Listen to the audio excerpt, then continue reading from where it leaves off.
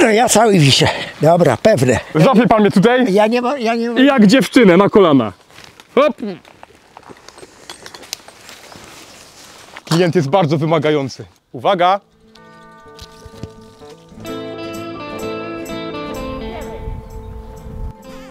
Ja. Hala. Romuald Rubinowicz.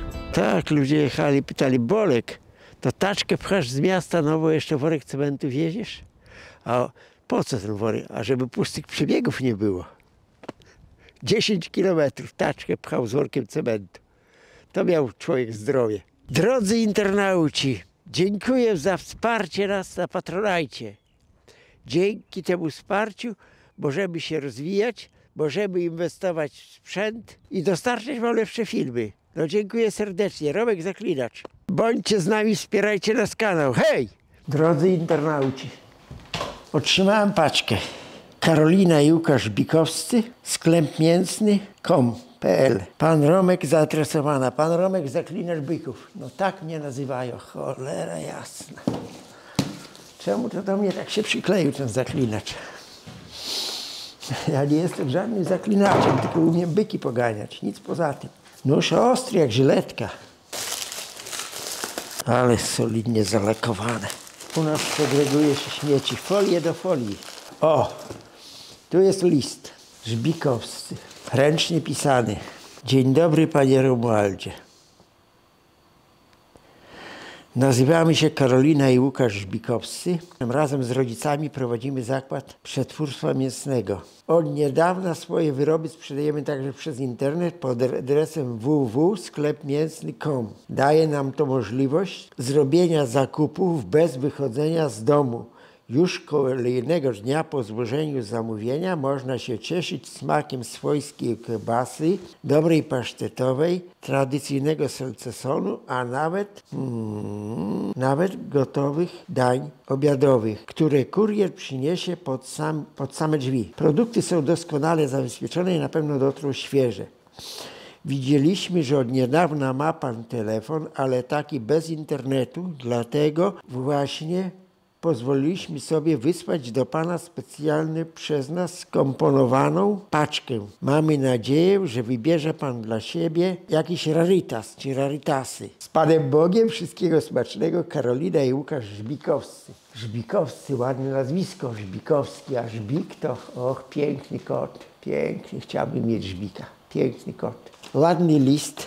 Ładnie napisane, dziękuję bardzo. Dziękuję bardzo panu Łukaszowi. Karolinie i Łukaszowi. Najpierw kobieta musi być, a później mężczyzna. A cóż tu przysłali? Ale zapach jest. Przez niektóre pachnie. O.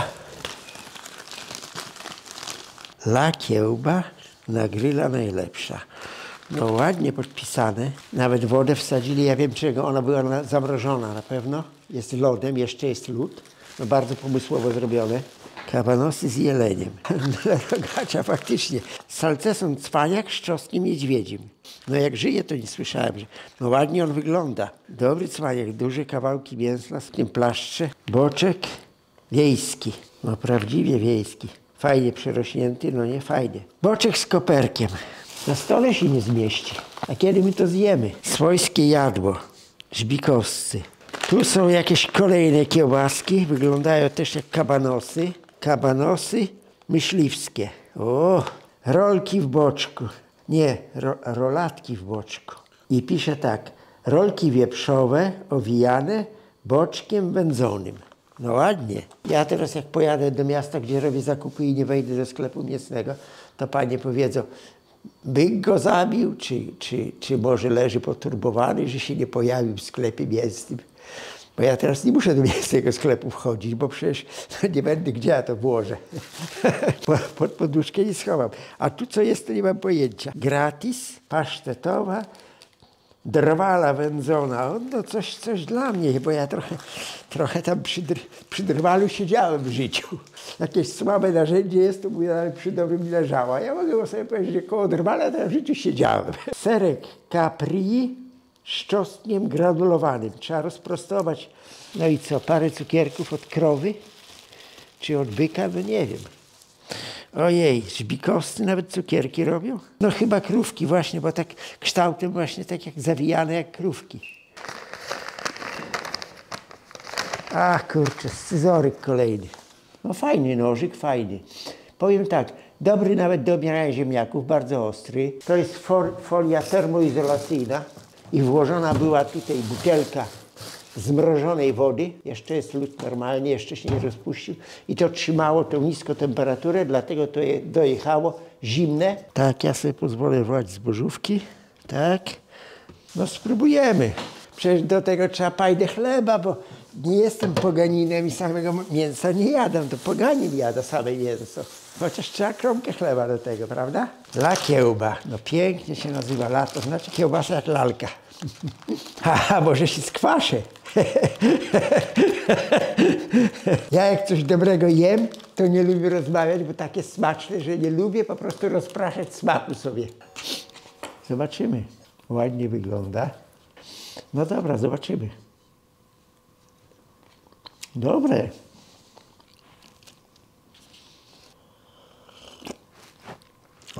Dobre. A jakby było na grillu, no to w tej chwili wiadomo, dobrze doprawiona. Wyczuwam tu, że tu nie ma żadnych dodatków, na pewno nie ma chemii żadnej, że tu jest prawdziwe mięso, tłuszczyk się widzi, tak powinno być. W piekarnik, bo ona w piekarniku też może być przy tego, jak się mówi, przypieczona, no nie? Albo pod jajecznicę, no. A ja znam taką bajkę o jajecznicy. Okno było otwarte, a chłopaki mówią, babka smaży jajecznicę, aż dym wali na ulicę.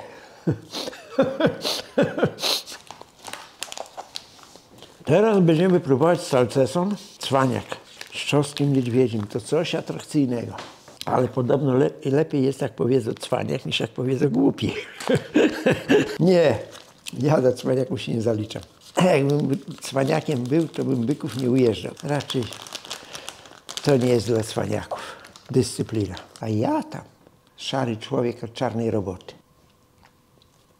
Najpierw muszę rozkoszować cię smakiem, a później gadać. Tak, jak powiedziałem, ładnie przyprawione, czuć ten czosnek, niedźwiedzi, no ma on swój specyficzny smak. No i naprawdę tu jest dużo mięsa, widać, prawda? Ile w tym plaszcze jest mięsa. Dobry. Drwala to jest, zaraz. No to jest chyba w naturalnym flaku, ja myślę. Pasztet drwala. Bo drwalem nigdy nie byłem w życiu. A że wyrąbałem kawałek lasu, to jest inna sprawa. To jest całkiem inna para kaloszy. Fajne. Naprawdę smaczny. Można by się zajeść. Świetnie. Wszystkiego nie dam rady spróbować, ale już po skosztowaniu tych kilku produktów to widzę, że jest naprawdę świetne. Chce się jeść. Są świeże, naprawdę są smaczne. Polecam. I dziękuję Państwu bardzo. No cóż, no Romek zaklinacz byków. Dziś przyjeżdża do mnie drwal, pan Tomek, arborysta. Ciężko mi to wypowiedzieć, dla mnie to jest takie małe znanie. Drwal tak, ale arborysta. Wiem, że z tego wszystkiego, że wchodzi na wysokie drzewa, przycina niebezpieczne gałęzie, ścina suche drzewa od góry gdzieś, które są niebezpieczne, stoją w pobliżu budynków. No chyba jadą. Halo?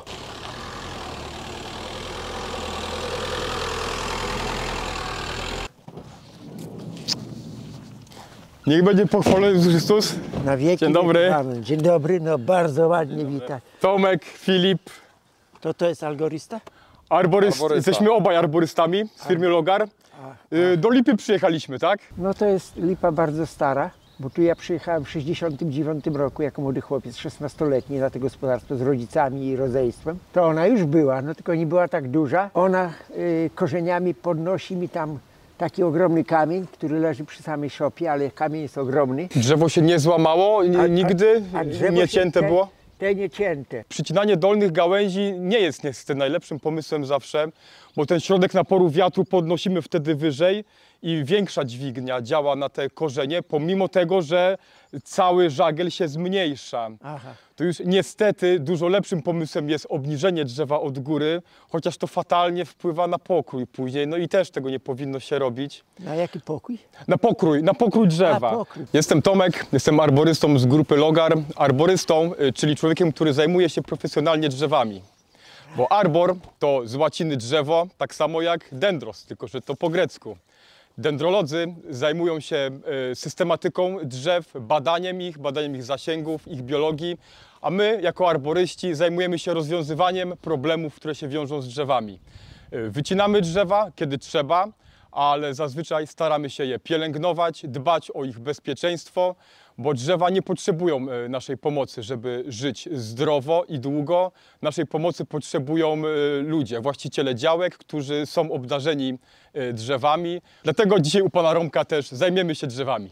Widzę od dawna, Co się z tym drzewem dzieje? co się dzieje. Proszę zobaczyć. Ono podniosło, ono jest mocno pochylone, ale ja uważam, że ono jest tak zdrowe, że ono jeszcze nie poleci. Prędko ono nie poleci. A jak poleci, to szkody nie narobi, bo ono jest pochylone, sami zobaczcie. Pochylony jest w tą stronę i on raczej tego kabla, cholera, chyba żeby kabel wie by pan zerwało. co? Kabel by zerwało? Zakładając najgorszą opcję, jaka jest, Zerwałoby? chociaż to się bardzo rzadko zdarza, bo wie pan co, lipy się generalnie nie przewracają. Aha. Lipy nam się zdarzało wykopywać po wycięciu takich drzew całe karpy, to tam jest 2 metry takiej wielkiej, ciężkiej buły, kotwicznej, bryły. Znaczy nawet nie bryły, to jest taka buła z korzeni. To w ogóle jest nie do wyciągnięcia. Lipa się na pewno nie przewróci cała, może się nie złamać fragment korony. I teraz tak wam powiem. Tak. Co tu jest niebezpieczne? Chodźcie, tylko tu jest pod prądem. Kurde, byk mi wepchał łbem, to leżało, porwali. Wepchał mi łbem, widzicie? No to wrzucimy to z powrotem. Jałomikiem, to jest ciężka osika. Uważajcie na prąd, chodźcie, pokażę wam, o co chodzi. Dachówka widzę, że jest na dachu. Najgorsza rzecz dla nas, bo to od byle czego się zaraz... No i patrzcie, czy ten konar nie wisi nad dachem? Te małe też, ten duży też wisi nad dachem. Jakby poleciał, to łamie mi dach. Tak. I cóż, ten najgorszy jest ten, bo te cienkie to bajka, no nie? Te cienkie to jeszcze je sam bym przyciął. Syn mi prosił, no jak będziecie tu działać, Tak. żeby no nie zniszczyć tych ładnych, tych jałowców, to jest jałowiec, no nie? Jałowiec, tak. Nie zniszczyć. Nie zniszczyć, dla nas chleb powszedni. Panie Romku, my generalnie unikamy jak się da obcinania grubych gałęzi, bo dla drzewa zawsze lepiej jest uciąć wiele cienkich niż jedną grubą. Dzięki temu drzewo nie ma dużych ran po naszej pracy. Dużo szybciej drzewo zabliźni 10 takich ran niż jedną 2 razy większą nawet. Więc my oczywiście zajmiemy się tą gałęzią, która jest nad dachem. I gdybyśmy ją obcięli całą u nasady, zrobimy wielką ranę. Czasem tak trzeba. Czasem tak trzeba, ale jeśli nie będzie takiej potrzeby, my tą gałąź odciążymy, czyli zdejmiemy jej dużo masy z tej obwodowej części, ona będzie wtedy lżejsza. A przy głównym konarze ile zostawicie? Tyle? Nie, będziemy pracować tylko na końcówce tej gałęzi.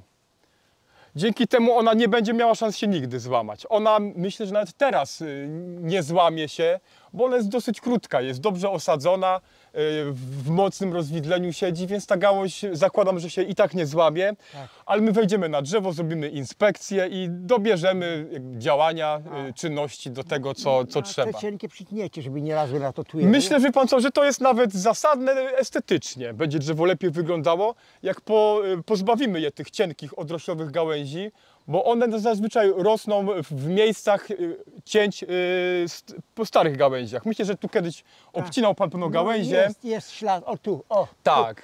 Tu jest ślad, o proszę. Tu. Dokładnie tak jest. I te pędy generalnie dobrze, że drzewo je wypuściło, bo to znaczy, że drzewo chce mieć jednak gałąź w tym miejscu. Nie spodobało mu się poniekąd, że tą gałąź została usunięta, a my z tej gałęzi teraz wybierzemy z nich najlepszą, najzdrowszą z tych 3, które tam odrosły. I będzie ta gałąź mogła sobie rosnąć w jakimś pożądanym kierunku przez pana i przez nas. Czy moja kieszeń wytrzyma tę operację? Wytrzyma moja kieszeń tę operację?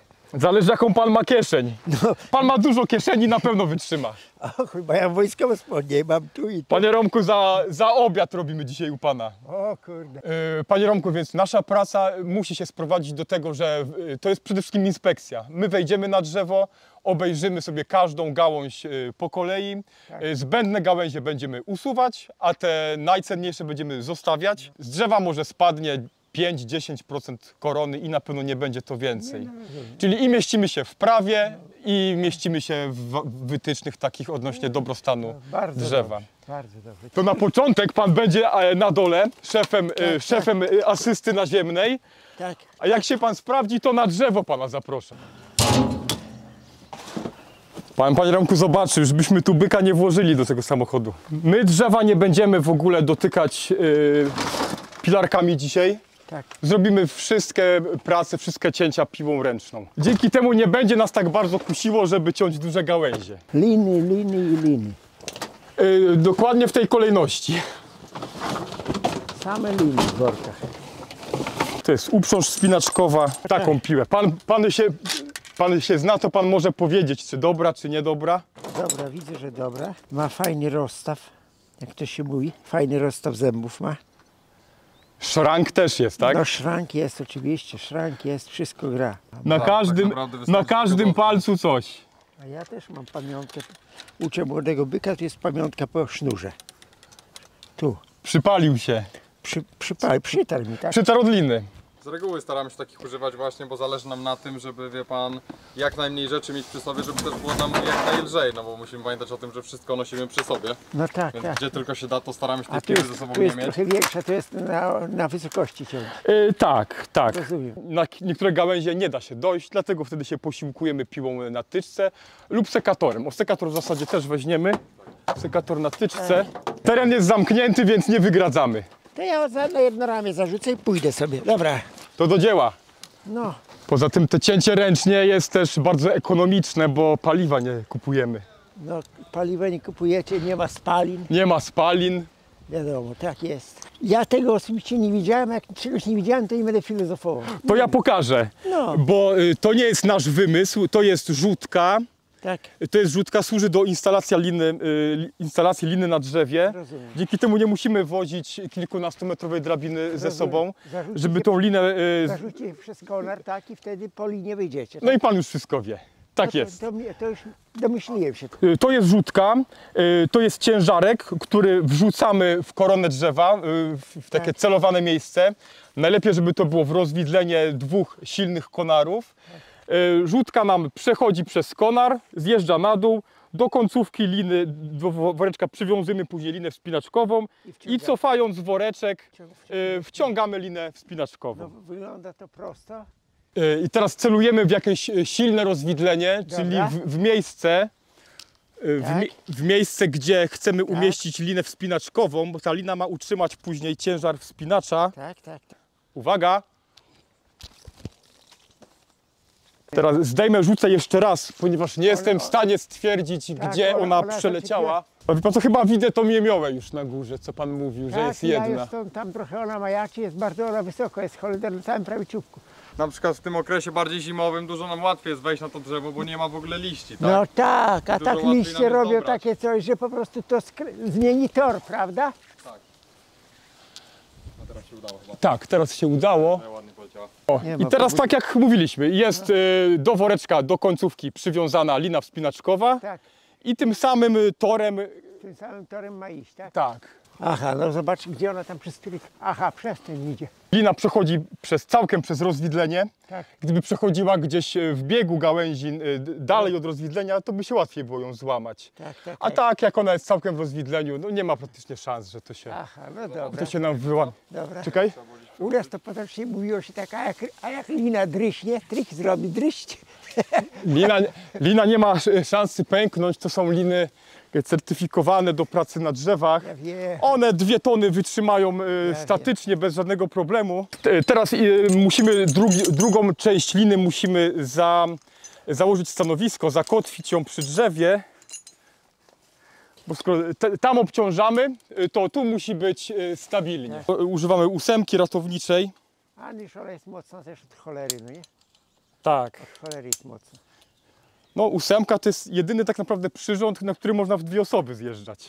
Ja po szczycie dachu też idę bez żadnych zabezpieczeń, pomimo swoich 70. A już mam trochę lepiej jak 70. A widzi pan, to pan nas trochę wprawił w konsternację, bo my się zawsze zabezpieczamy. A moje zabezpieczenie to jest rano, Aniele Boże, stróżu mój, przed krzyżykiem w kuchni. I te wszystkie wypadki, które przeszły, bo tylko 4 zaliczyłem z rękami, tylko 4. A każdy mógł się skończyć, wiecie czym?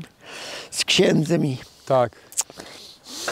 Ja zazwyczaj jeżdżę daleko do pracy, to zdążę różaniec zmówić po drodze. I ja też, jak jadę gdzieś tam do dobrego miasta, bo tam jeżdżę do banku, to też po drodze odmówię I cząstkę różańca, i litanię teraz do Matki Boskiej, loretańską. Znam ją na pamięć. Tu mamy sprzęt spinaczkowy. To jest przyrząd, który umożliwia zablokowanie liny, powieszenie się na linie, a do tego przesuwa się w górę i w dół, więc dzięki niemu możemy pracować i w podejściu, i w zejściu.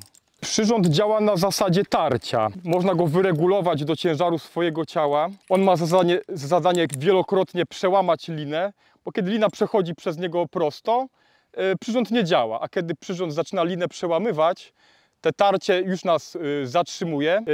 Jedno załamanie liny to jest za mało, więc przyrząd jest tak skonstruowany, że załamuje linę trzykrotnie i to wystarczy, żeby utrzymać te 100 paręnaście kilogramów ciężaru wspinacza ze sprzętem.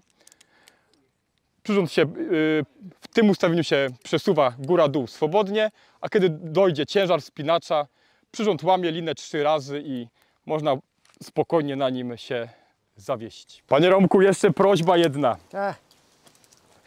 Musimy sprawdzić, czy stanowisko jest założone na mocnym rozwidleniu. To we 2 osoby ja z panem byśmy może obciążyli linę. No dobrze. Po prostu powieśmy się na niej No. i hop. No ja cały wiszę. Dobra, pewne. Panie Romku, jeszcze raz to sprawdzimy. Nie, już pewne, bo aż tego tnie. A przejdzie, złapie pan mnie tutaj Ja nie mam.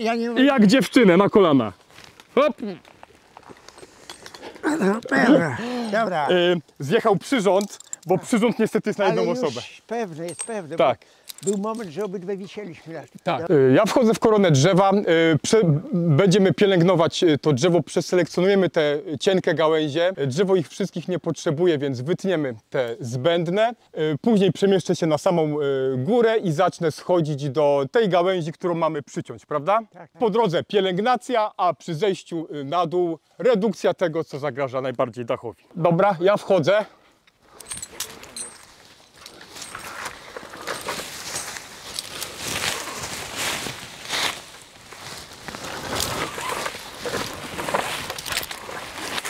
Uwaga, suche gałęzie zaczynam zrzucać. Tak. Śmiało. Właśnie, zawsze jak się wejdzie w koronę, to dopiero wtedy jest widać, co tu jest na tym drzewie do zrobienia. Tak. Gałęzie, które są w środku korony, i tak drzewo jest czasem odrzuci z powodu braku światła i ten proces tylko przyspieszamy. Uwaga! Tak. Dobra. Znajdziemy. O, pału trochę przysposobi.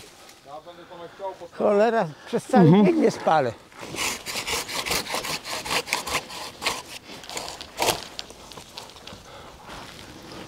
O, panie Romku, żeby pan widział, co tutaj jest za galimatias na górze. A ja widzę znowu, jest plątanina gałęzi. Cała plątanina. Śmiało. Dobra, ja ją od razu zabiorę na bok, bo to jest sucha. Leciutka. Ja tu cały czas jakby wybieram te najsłabsze gałęzie, Tak. te odrosty, bo drzewo też nie potrzebuje żywić wszystkich tych gałęzi. Rozumiem.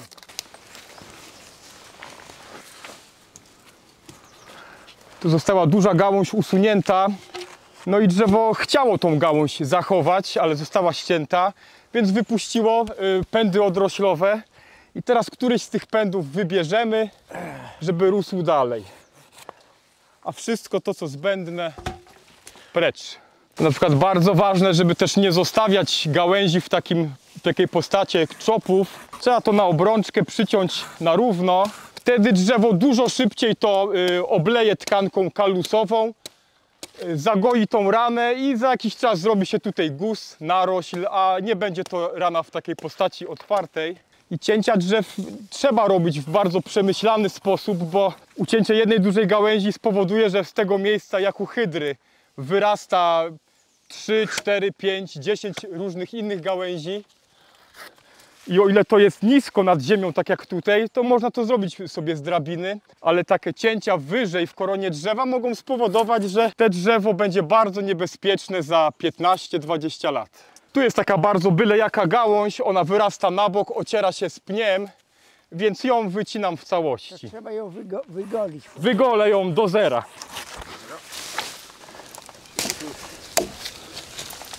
Tak, bo to jest właśnie gałąź, która została ucięta przed laty. Z miejsca cięcia wyrosły 3 inne gałęzie i wyobraźmy sobie teraz, że za 20 lat każda z tych gałęzi będzie miała po 15 cm grubości i przy takim złym osadzeniu, tak jak widzimy, wypuchnienie jest w miejscu cięcia, No jest wypróchnienie. to się nigdy nie zagoi. I to wypuchnienie, czyli które jest fundamentem tych 3 gałęzi, na pewno się kiedyś złamie i się zawali. Jasne. Dlatego takie rzeczy trzeba usuwać Takie na rzeczy etapie się- pielęgnacji takie rzeczy jak robi się najszybciej. Tak.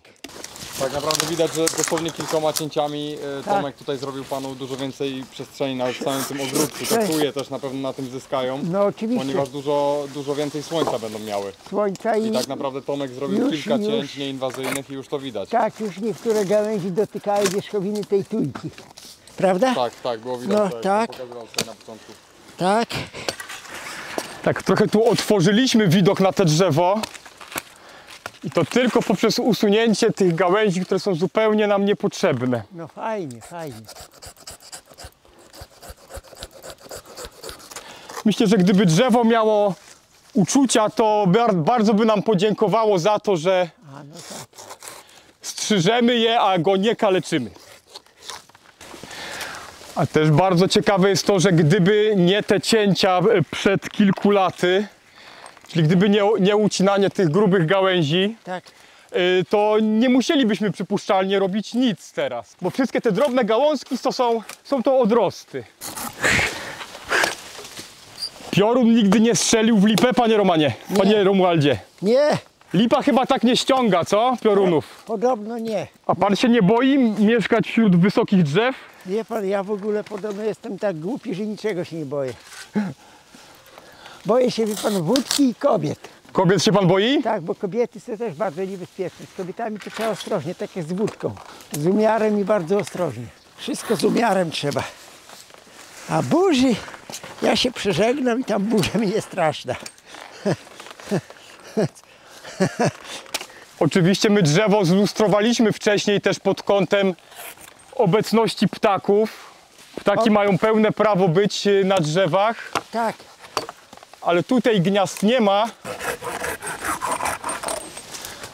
Wiadomo, że z tych miejsc będą te gałęzie dalej odrastać, tak, ale to pan sobie kupi sekator tak, i tu przy ziemi można obcinać raz do roku, oczywiście. nawet samemu. Zawsze pracując na drzewie, zwłaszcza przy używaniu ostrych narzędzi, musimy się zabezpieczać w 2 niezależnych punktach. W tym przypadku jest to lina główna, robocza, w centralnym punkcie na moście i druga ląża pozycjonująca, która daje to, że gdybym nawet bardzo przypadkowo przeciął jeden z punktów asekuracyjnych, drugi mnie bez problemu uchroni przed upadkiem. W zasadzie już po wielu latach pracy, tak jak ja po 12, nie myśli się już o tym, żeby się przypiąć, wyciągając piłę z kabury w 2 miejscach, bo bardzo to robi się intuicyjne. Proszę, jaki to pasożyt. Widzimy, to jest jemioła. Tu wrośnięta jest, tu jest gałąź lipy. Ja zaraz je odetnę siekierką, ale reszta jest jemioła. Prawda jaka duża? Tylko gdzieś pasożyta powiesić na haku i niech pasożyt schnie. Tam na słupie go powiesimy, tyczkę na słupie, niech pasożyt schnie. Całować się, no. To musiałaby tu być jakaś ładna dziewczyna. Miała czeka, ale nie ma dziewczyny. Bo jakby była jakaś ładna dziewczyna i miała ochotę, no to byśmy się pocałowali, ale kto tam z takim starym dziadem by chciał całować? Uwaga, jemioła! Też duża. To jest węzeł ze Shreka, chyba tam w części tej Forever. Oni tam akurat mówili formę z zamkiem, ja znam z jeziorkiem. Że żółwik wychodzi z jeziorka, obchodzi dookoła i wraca do jeziorka. Taka to jest sytuacja. Tu cię jeszcze zabezpieczymy. Dobra, załatwimy ci tylko jeszcze jedną rzecz. Taką kamizelkę byś jeszcze musiał tylko ubrać na murbeton, tylko musisz potem sobie uważać, nie? I zaraz cię przypniemy jeszcze do przyrządu głównego, na którym sobie wejdziesz, żebyś tam był po prostu bezpieczny. Jeszcze musisz tylko 2 rzeczy ubrać i już będziesz w pełni wyposażony, żeby zadziałać. To panie Romku, ostatnią jemiołę ścinam, bo jedna została, można zachować. Dobra, to ja lecę do niej.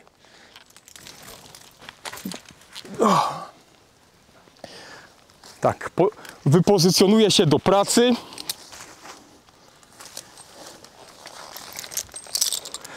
Jemioły możemy się pozbyć na dwa sposoby.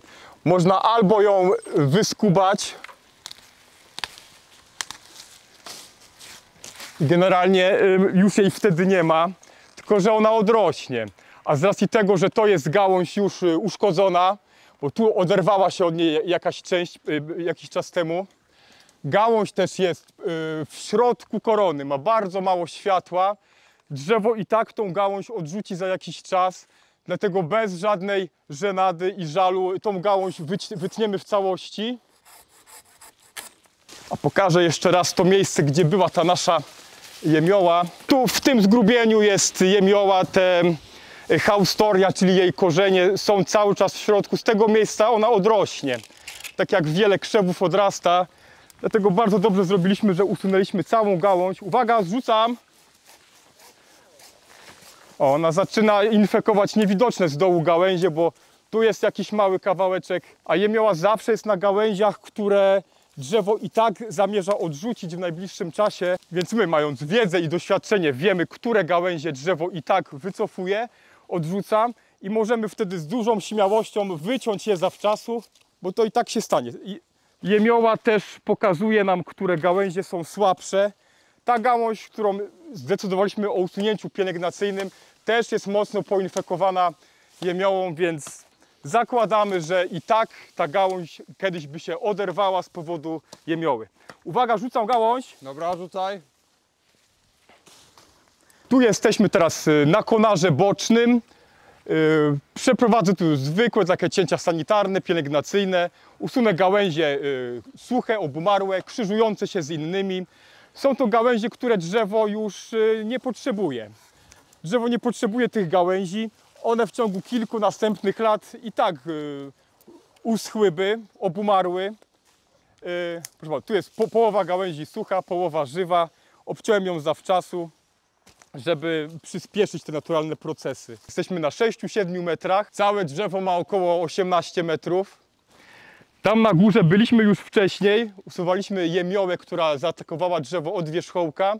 I zakładam, że ta jemioła, która była na tej wysokości, powstała, bo spadły nasiona, jagody z jemioły z tych górnych partii. Uważa się, że to ptaki, jemiołuszki i paszkoty przyczyniają się do rozsiewania się jemioły. My natomiast zauważamy, że jemioła sama spadając kiełkuje, nie potrzebuje tej skaryfikacji, przejścia przez układ pokarmowy ptaków, żeby wyrosnąć. Więc dlatego bardzo ważne jest usunąć jemiołę, póki ona jest na pojedynczych gałęziach. Bo jeśli jemioła oblepi całe drzewo, kiedy jej jest więcej już niż liści, to wtedy nie możemy mówić o takiej zrównoważonej pielęgnacji jak tutaj u pana Romualda. Bo tutaj wykonujemy zabieg w samą porę, kiedy jemioły jest bardzo mało, a za 5 lat byłoby już za późno. Dlatego zachęcam do pielęgnacji drzew. Tak się mówi, zamiast stenteguj. Logarnij tyczkę.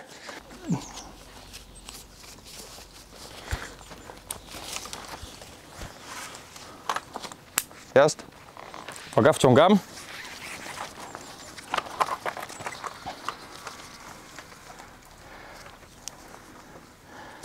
Wogalina, możesz rozwiązać węzeł. Narzędzia zawsze trzymamy na lążach dla bezpieczeństwa osób, które są na dole. Dla własnego bezpieczeństwa trzymamy też ostre narzędzia w kaburach. Tutaj drzewo naturalnie wydzieliło gałąź. Wydzieliło, czyli odrzuciło ją, zanim my ją zdążyliśmy uciąć. Ta gałąź wydzieliła się dlatego, że nie ma już dla niej miejsca, nie ma dla niej światła. Osadzona jest w bardzo ciasnym rozwidleniu. Drzewo jakoś w naturalny sposób poczuło, że tej gałęzi nie potrzebuje. Z czystym sumieniem można ją obciąć. Obciąć, zanim spadnie komuś na głowę. Uwaga, gałąź! Docinam końcówkę.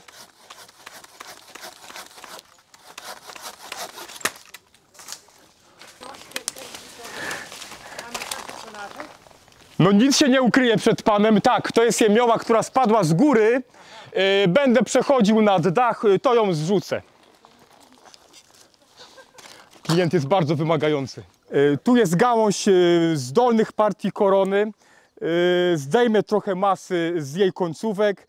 Myślę, że drzewo nie potrzebuje aż tak dużo gałęzi, zwłaszcza, że tam jest dużo pędów, które się ze sobą krzyżują. A obcinając te słabe, zostawiamy najsilniejsze. Dzięki temu drzewo włoży całą swoją energię w budowę tych silniejszych organów. Ja zdjąłem w ten sposób 30% masy gałęzi, a w ogóle nie został zniszczony kształt drzewa i tak zrobimy całe drzewo. Ja obetnę tą gałąź. Ona jest tutaj niepotrzebna do niczego. Uwaga. Uwaga. Ty nie korzystałeś z tego, żeby się podeprzeć, co? Mógłbym to uciąć na końcu. Ale będę...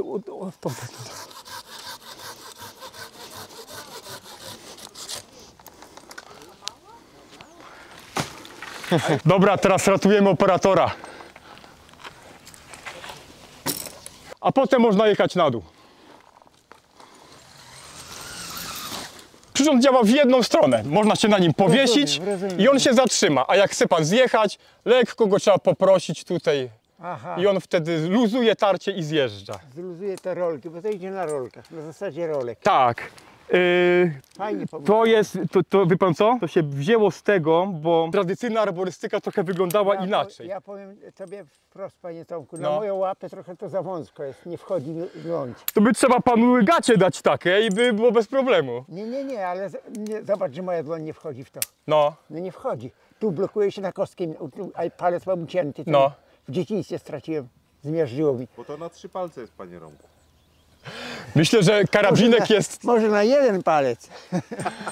Ja byłem też leśnikiem i my zaznaczaliśmy drzewa zawsze. Aha, Teraz to się robi sprayem, a kiedyś to Tak, robiliśmy tylko tak. 2 tak. zaciosy i dalej. A jeszcze kiedyś to było na Obuszku, takie było Lasy Państwowe i tu się nabijało LP. Tak, Jeszcze lepiej pamiętam niż pan. Robiło się tak, o, taki zacios, tak. no i tutaj LP. Sygnaturkę, tak jest. Tylko na mokrzej korze to wiadomo. No i teraz o tutaj pach, LP. Ale toporek pierwsza jakość, super. Jesteśmy na półmetku prac, zaraz znowu wracamy na drzewo, ale najpierw montujemy naszego byka, który pomoże nam sprzątać gałęzie. Pan Romek jest bardzo rozsądnym człowiekiem, nie chce ucinać połowy drzewa z tego powodu, że wisi coś nad jego budynkiem. Bardzo fajnie, chcielibyśmy samych takich klientów, którzy szanują swoje drzewa i chcieliby zadbać o to, żeby one były bezpieczne, ale też zdrowe i w dobrej kondycji i oby samych takich ludzi. Tą, która się krzyżuje, to koniecznie, bo ona dalej nie ma gdzie rosnąć, to tą wywal, co trzymasz ręką. Panie Romku, to będzie inna trochę technika niż ta, którą my używamy. To pierwsi drwale amerykańscy przed 100 laty używali tylko takiej metody, czyli bez przyrządów żadnych, tylko lina, na linie zrobiona pętla, zostawiony taki długi most. Z tego mostu wykonam panu przyrząd zaciskowy, bo my pracujemy na przyrządach, ale przyrządy przy odrobinie wiedzy i doświadczenia można przyrządy zastąpić linami. Ja zawiążę panu węzeł Blake'a, węzeł zaciskowy imitujący przyrząd. I jego działanie jest takie same jak naszego Bloczka tego. tego rope-runnera, tego przyrządu. Podejmuje pan wyzwanie? No podejmuję. No spróbuję, no cóż to. Latający zaklinacz. Czego ja tam w życiu nie próbowałem. Tak. Tak. Druga noga, tak. Może pan mnie trzymać za kask. Dobra. Panie Romku, jeszcze jedna prośba. Czy jest pan gotów wymienić beret na kask na tą chwilę? Nie, to w berecie ja jestem bezpieczniejszy. Tak? Nie ma, przeżegnam się i jadę. Z uwagi na pana ogromne doświadczenie Tak. uznajemy kask za zbędny. Poza tym pan Romek wchodzi na wysokość bezpieczną poniżej 75 cm. Tak jest, poniżej. To jest najbardziej tradycyjna metoda wspinaczkowa, w której równie dobrze uprząż można zastąpić kawałkiem pasa albo nawet pętlą z liny. Ten sznur nie rękę. No weszła jakoś z biedą. Bo ta jest za duża dla mnie, bo to jest XXL. Aha, a dla mnie akurat. O!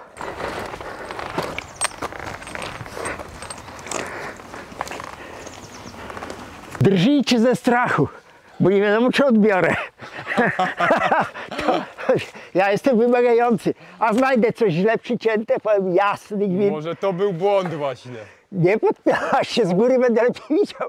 Powiem, tu źle zrobione i nie odbieram i co Ale wie będzie. pan, że my nie możemy już nic dokleić do A, tego drzewa. dokleić to tak. A może każe dokleić? Chociaż byłoby... I dokleić i wodę polewać, jeszcze wodę ze stawu nosić. Aga? Uwaga! No, Pan Romek bardzo profesjonalnie zrzucił gałąź, poprzedzając czynność komendą. Uwaga! Panie Romku, jest pan przyjęty do firmy. dobra. Za chwilę panu przyniosę koszulkę. Jutro rano o 7 rano melduję się u was w robocie. Ale kto moje byki będzie oglądał? Jak tu siedzę na tej mojej lipie starej, to chciałbym pozdrowić wszystkich internautów i przede wszystkim chcę jeszcze raz serdecznie pozdrowić moją największą fankę Zosię z Ożarowa. Zosiu, pozdrawiam was wszystkich. Romek, zaklinacz byków. No i ja se do czegoś się przydam, kurde. O, uwaga, Można panie, śmiało rzucić tutaj w naszą panie stronę. Tomku, Wolne śmiało. jest. O tak.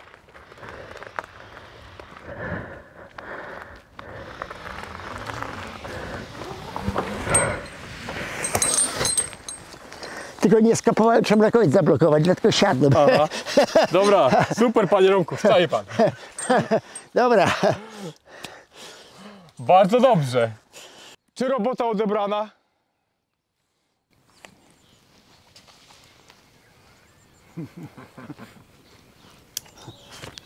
Odebrana. Bardzo dziękuję. No tak, ja chodziłem do szkoły, kiedy najwyższym stopniu była piątka, na piątkę. Bardzo dobrze. Ja została mi w głowie, na piątkę odbieram robotę. Nie bójcie się, zrobione jest naprawdę perfekt. Świetnie, bardzo dziękujemy. Prace na drzewie zrobione. Jeszcze ogarniemy panu rębakiem, zmielimy gałęzie, żeby zostawić po sobie porządek. To zawsze robimy na koniec dnia. A ja dostałem paczkę z dobrymi wędlinami od firmy Żbikowski i teraz was zapraszam na poczęstunek. Bardzo chętnie, dziękujemy. Proszę bardzo, zapraszam. Po pieńku, Filip.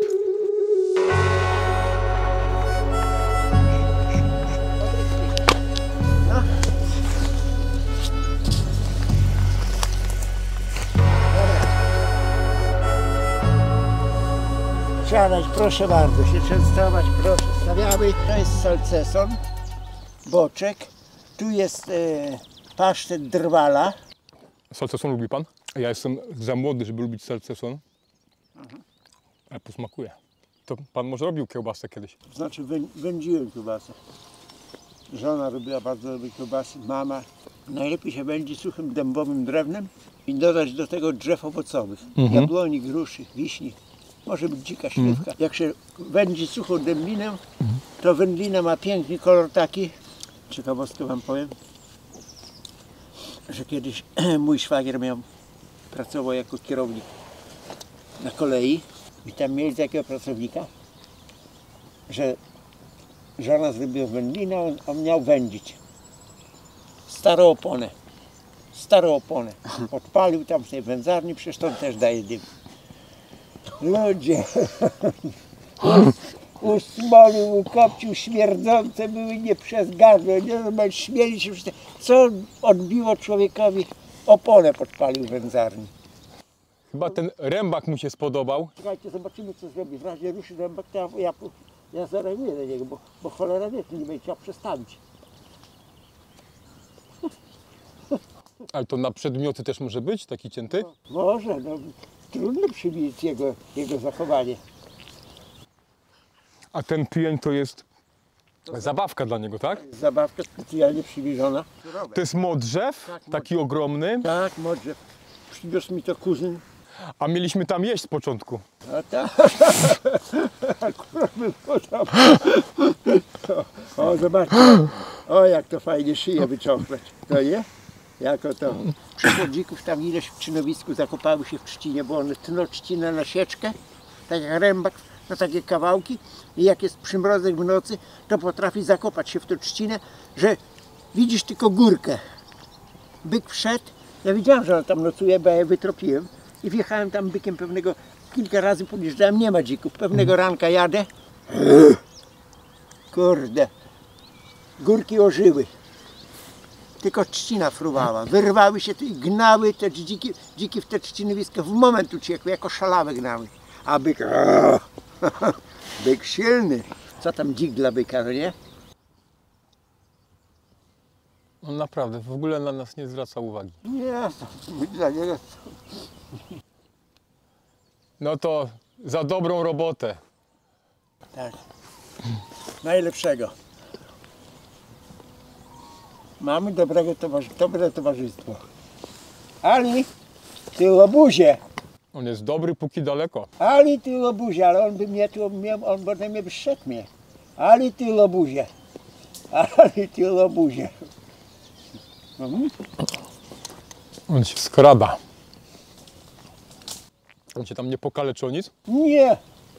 Nie przejdzie, śmiało przejdzie. Jak na safari się czuje. Drodzy internauci, to jest siekiera mojego projektu odkuta przez dębową kuźnię. Możecie ją nabyć w internecie. Romek Zaklinacz Byków. Drodzy internauci, zapraszam Was do wspierania kanału przez Patronite'a. Romek Zaklinacz Byków. Serdecznie pozdrawiam Dariusza Zembalę, Jacka Wolfa, Kacpra Rogoza, Arkadiusza Malewicza, Szymona Zająca, Jakuba Golana, Dawida Kosiorka oraz Franciszka Jabłońskiego. I dziękuję za wsparcie kanału Romek Zaklinacz Byków.